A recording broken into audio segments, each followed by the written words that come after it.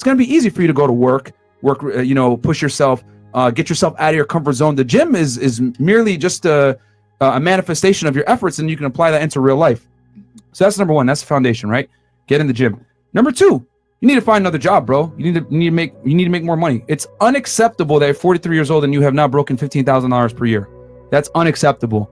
And quite frankly, you have no business even dealing with women until you get your money on point, especially for what your goal is, which is to get married and have a family. Myron Gaines lays down the harsh truth for this 43-year-old virgin with some brutal advice on how to fix his life as Myron Gaines drops the hammer on this guy on how to get married and have a family, but with it comes realizing how bad his situation really is and how far he has to go to change it. Let's get in. You're an intimidating person, in my opinion, right?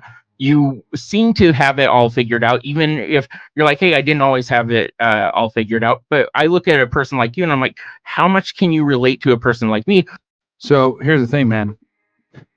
I actually identify 100% with where you're coming from because I used to be there too. Really? Yeah.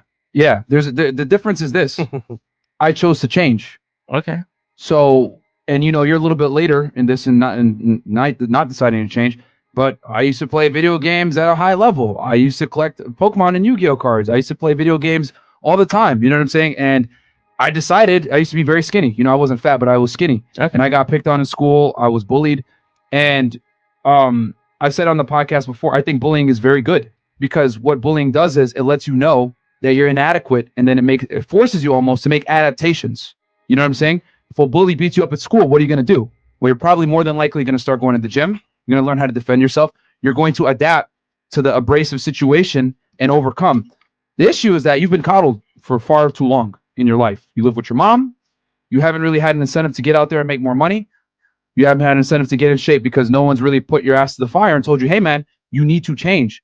And the reason why so many people love this podcast is because me and Fresh, we're nerds. We don't run around and say, hey, we're alphas. We always been this way. Hell no. Nope. And as a matter of fact, I'll take it a step further. You never want to learn from someone that was a natural because they can't tell you how they got there. Yep. They just are naturally good at it. The jocks, whatever it is, the guys that are always good women, they're the worst coaches. But us, I was a virgin until I was 18, but I decided right then and there, I'll tell you too. Never forget, it's 2008, May of 2008. I'm sitting in class, in African American Studies class. I was in high school. I was 18 years old and senior year of high school. And this kid behind me, his name was Mike.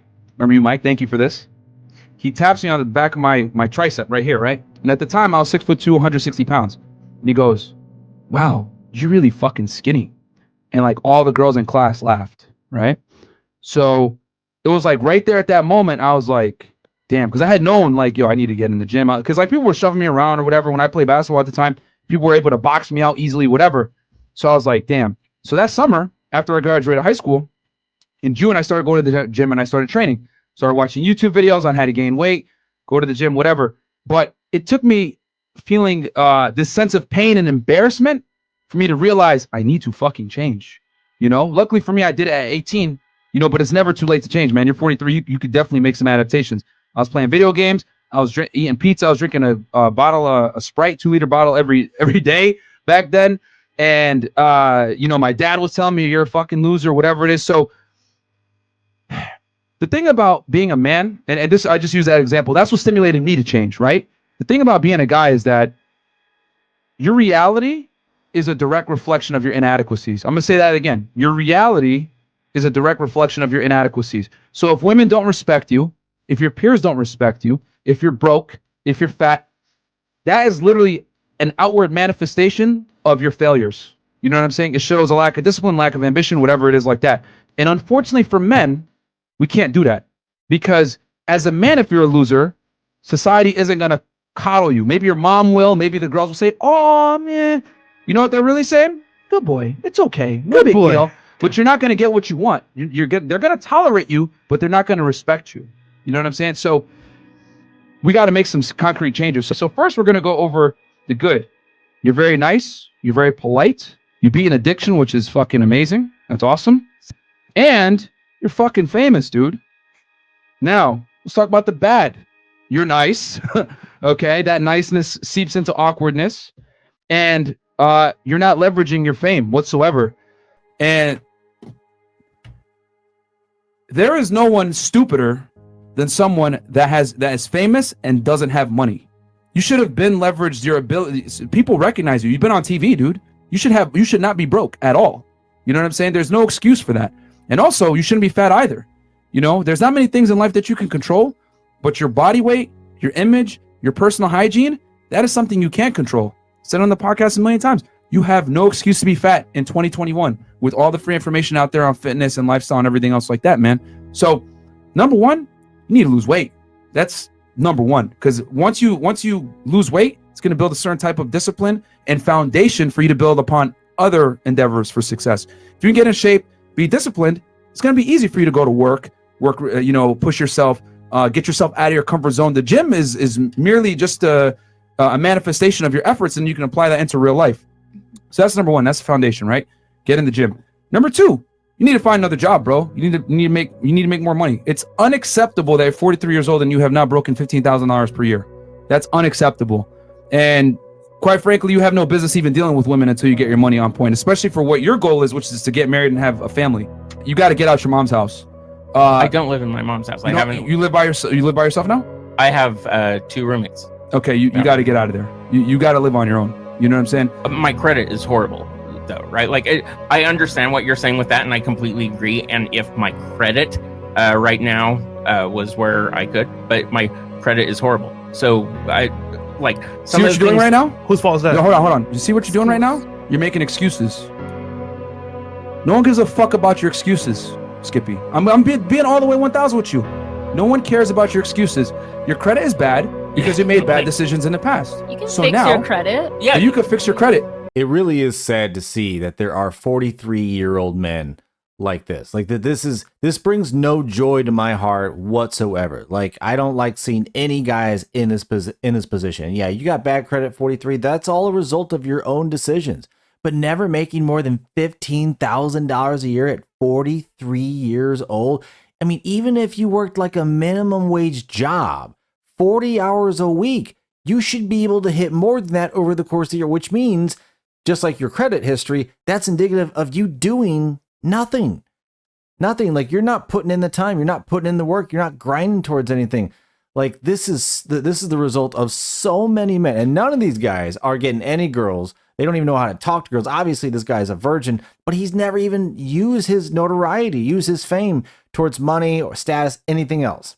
Anything. And like, it's sad to see that this is the state of so many guys, unfortunately, in the United States and the West. Meanwhile, you've got 304s running around living it up, you know, and guys like this are the simps, giving them all the money so they get to live for free, while guys like this are depressed. And look, you got, yeah, absolutely, like Myron Gaines said, the world is not going to care. It's your life. The only ones who are going to care about your life and the consequences of your mistakes is going to be you. You have to change it. You cannot rely on anyone else. The most dangerous truth in the world is that perception is reality. And if you're going to be one of these apathetic soy weaklings that's going to go through life always looking at everything half empty, everything terrible, sad me, sad this, while living in America, the richest country in the world, I don't know what to tell you, but you've just created your own nightmare, your own prison, your own, terrible life by no more than what you're looking at. You have to change your perception for the better. It's right there in front of you. All you have to do is look at it. And once you do, opportunities will open to you. But hit that like button and notification bell if you're enjoying the video. And if you want to help support the channel, go over to the membership page for more, and let's get back in. I live with the roommates because I'm trying to fix my credit, right? Mm-hmm. So with all due respect to that last part, right? Yep. I understand what you're trying to say with the motivation thing. And that's totally true, right? But please try to understand that you're saying that to a person that's working on it, right? And if it was as simple as, right, you need to get your own place. But when you're like, I am working on that. I have a job at least, right? And another thing that you're saying, and I think that you'll agree with me on this, and I could be wrong, but don't you agree that when you're depressed, it's easier to put on the pounds? That when you start getting motivated and start feeling better about yourself, that it's easier to lose weight then, because working out helps you feel better about yourself and the depression goes. But that's one of it's an excuse, but it's also a truth. Every time I go to YouTube and I make a video where I say, hey guys, support me or my channel, I'm not doing it the right way. And people don't give a shit about that, because then it then comes off as begging. Skippy, right? Skippy, where do you live? Ogden, Utah. Okay. You live in the United States? Yes. Okay. Do you have running water? Yes. You have electricity? Mm-hmm. You have food in the fridge?